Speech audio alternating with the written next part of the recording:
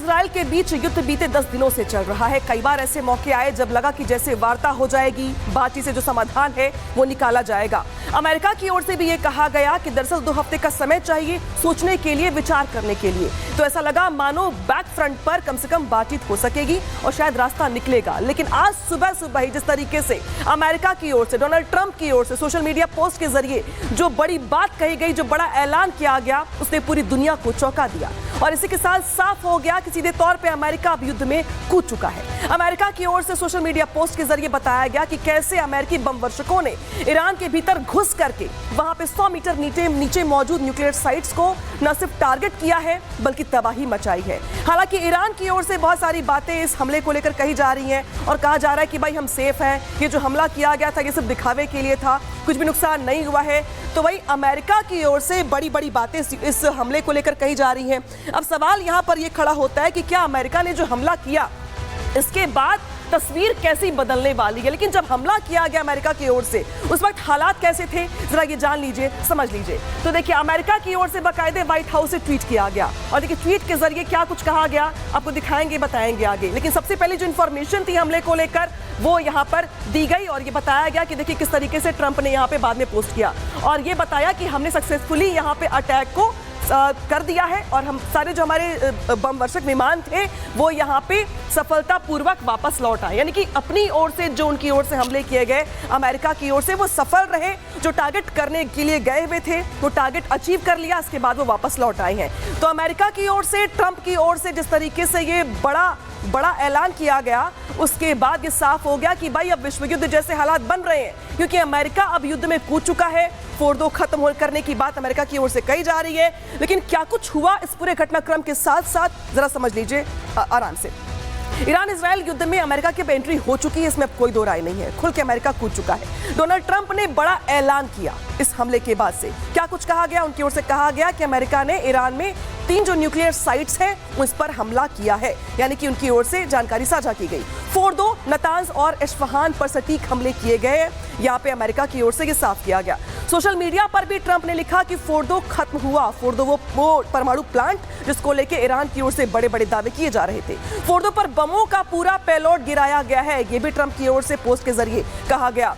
Stealth B-2 bomber से यहाँ पर हमला किया गया, यानी कि हमला कैसे किया गया ये भी उनकी ओर से बताया गया पोस्ट के जरिए। तो अमेरिका की ओर से हमले के साथ ही यहाँ पर जानकारियां साझा की गई। तो जरा सोचिए कि जिस तरीके से यहाँ पे अमेरिका की ओर से हमला किया गया, इसके बाद कई देश ऐसे हैं जो खुल के इस युद्ध में सामने प्रतिक्रिया जाहिर कर रहे हैं, कुछ खिलाफ खड़े, कुछ साथ खड़े। इस बीच बड़ी खबर आ गई है जहां पे ईरान पर अमेरिकी हमले के बाद फ्रांस का बयान सामने आया है। फ्रांस ने सभी पक्षों से संयम बरतने का आग्रह किया है। अमेरिकी हमले के बाद तेज हो सकती है जंग, ये फ्रांस की ओर से कहा गया है। और ये आकलन भी है दुनिया भर का कि जिस तरीके से अमेरिका की ओर से यहाँ पर हमले किए गए हैं उसके बाद से जो युद्ध है वो और भड़क सकता है। जो कई देश हैं जो अब तक चुप बैठे हुए थे वो यहाँ पर इस युद्ध में कूद सकते हैं और यही वजह है कि अब दुनिया भर में तीसरे विश्व युद्ध को लेकर चर्चाएं जोर पकड़ रही हैं क्योंकि जिस तरीके से अमेरिका की ओर से पहले ये लगा था कि 2 हफ्ते का समय लिया जाएगा, मीटिंग की जाएगी, बातचीत की जाएगी, लेकिन यहाँ पर जिस तरीके से हमला किया गया इसके बाद कई देश हतप्रद रह गए। यहाँ पे इस बीच एक और बड़ी खबर आ गई है। ब्रिटेन के पीएम ने यहाँ पे इमरजेंसी कैबिनेट मीटिंग हो रही है, यहाँ पर बुलाई गई है। ईरान पर हमले के बाद हालात क्या होने वाले इसको लेकर चर्चा की जाएगी। तो जरा सोचिए कि अमेरिका के हमले के बाद जिस तरीके के हालात हो गए हैं, जहां पे कई देशों की ओर से महत्वपूर्ण बैठकें बुलाई जा रही हैं और इन बैठकों में चर्चा किया जा रहा है कि अब कैसे हालात दुनिया में होने वाले हैं, क्योंकि ऐसा नहीं है कि अमेरिका के हमले के बाद सब कुछ शांत हो जाएगा। हालांकि ट्रंप की लगातार चेतावनी दे रहे हैं और कह रहे हैं कि ईरान अपनी ओर से हमले बंद करे, शांति का रास्ता अपनाए, लेकिन ईरान मानने वाला नहीं है क्योंकि ईरान के जो 3 ठिकाने थे न्यूक्लियर साइट्स, वहां पे टारगेट किया गया, निशाना साधा गया, लेकिन वो साइट्स कौन कौन सी थी, वो इलाके कौन कौन से थे, जरा ये समझ लीजिए। देखिए, ये 3 न्यूक्लियर साइट्स हैं जहां पे अमेरिका की ओर से टारगेट करते हुए बड़े हमले किए गए। हालांकि आपको याद होगा कि जब इजराइल की ओर से हमला किया गया था तभी टारगेट पे उनके यही न्यूक्लियर साइट्स थे। लेकिन जरा देखिए, नतांज परमाणु केंद्र है, ये एक साइट है, इसके अलावा फोर्दो परमाणु केंद्र है, इस्फहान परमाणु केंद्र है। यही 3 बुलेट पॉइंट्स हैं और यही 3 वो इलाके हैं, यही वो तीनों न्यूक्लियर साइट्स हैं जिसको लेके पहले इजराइल की ओर से हमला किया गया, जिसके बाद अमेरिका की ओर से भी टारगेट करते हुए इन्हीं इलाकों को, इन्हीं संयंत्रों को टारगेट करते हुए यहाँ पे बड़ा हमला किया गया। इस बीच डोनाल्ड ट्रंप ने अमेरिका की ओर से किए गए हमले के बाद बहुत सारी बातें कही, अपनी ओर से बयान जारी किया। क्या कुछ कहा गया उनकी ओर से, सुनवाते हैं आपको।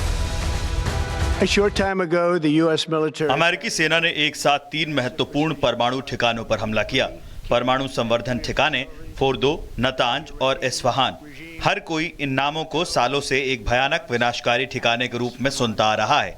हमारा मकसद ईरान की परमाणु संवर्धन क्षमता को नष्ट करना और दुनिया में आतंकवाद को प्रायोजित करने वाले नंबर 1 देश की ओर से पैदा किए जा रहे परमाणु खतरे को रोकना था। Nuclear enrichment capacity.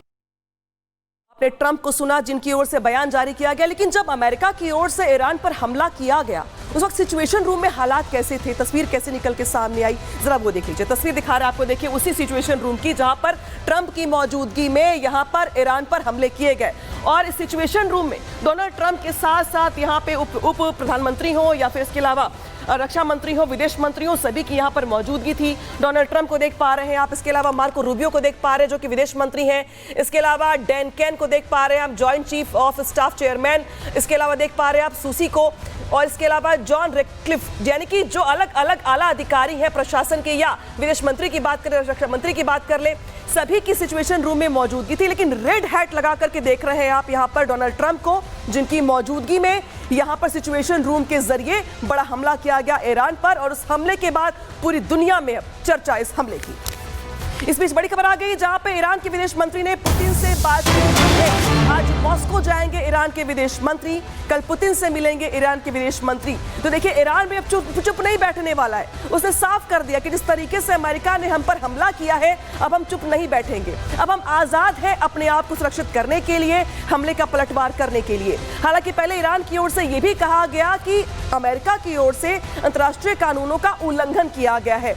इस बीच एक और बड़ी खबर आ गई है जहां पर ईरान पर अमेरिकी अटैक को लेकर रूस का बड़ा बयान भी सामने आ गया है और उनकी ओर से कहा गया है कि कई देश ईरान को अपने परमाणु हथियार देने को तैयार हो गए हैं। तो जरा सोचिए कि अब कैसे हालात होने वाले हैं। इस बीच ये बहुत बड़ी खबर बता रहे हैं आपको, ईरान पर अमेरिकी अटैक को लेकर रूस का ये बड़ा बयान है और उनकी ओर से ये कहा गया है कि हमला करने संघर्ष में फंसा है अमेरिका, ये रूस कह रहा है, और कई देश ईरान को अपने परमाणु हथियार देने को तैयार हो गए हैं, ये रूस कह रहा है। तो जरा सोचिए कि अमेरिका के इस हमले के बाद क्या हालात होने वाले दुनिया भर में, जहां पे कई देशों की ओर से परमाणु हथियार देने की बात कही जा रही है रूस को। और पहले भी हमने बताया था आपको कि अमेरिका के युद्ध में कूदने के साथ ही रूस हो, चाहे चीन हो, चाहे वो बाकी मुस्लिम कंट्रीज हो, वो सभी खिलाफ खड़े होने वाली है। और इसीलिए पूरी दुनिया इस बात को लेकर चर्चा कर रही थी कि अगर अमेरिका युद्ध में कूदता है तो हालात कैसे होने वाले हैं।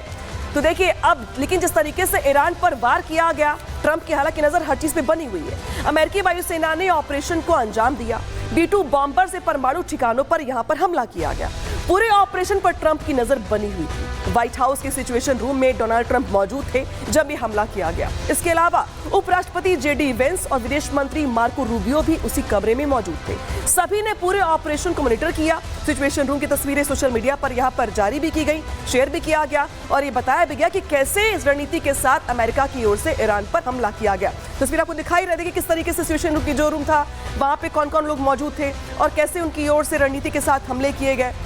तो ये तस्वीरें बताती हैं कि अमेरिका की ओर से भले ही सोची समझी रणनीति के साथ यहां पर हमला किया गया हो, लेकिन अब इस हमले के बाद हालात क्या बनने वाले पूरी दुनिया में, इसको लेके चिंता जाहिर की जा रही है। ऐसा इसलिए क्योंकि अब चाहे रूस की बात कर ले या बाकी कतर हो या इसके अलावा ओमान हो या फिर बाकी अलग मुस्लिम कंट्रीज हो, उनकी ओर से चिंता जाहिर की जा रही है।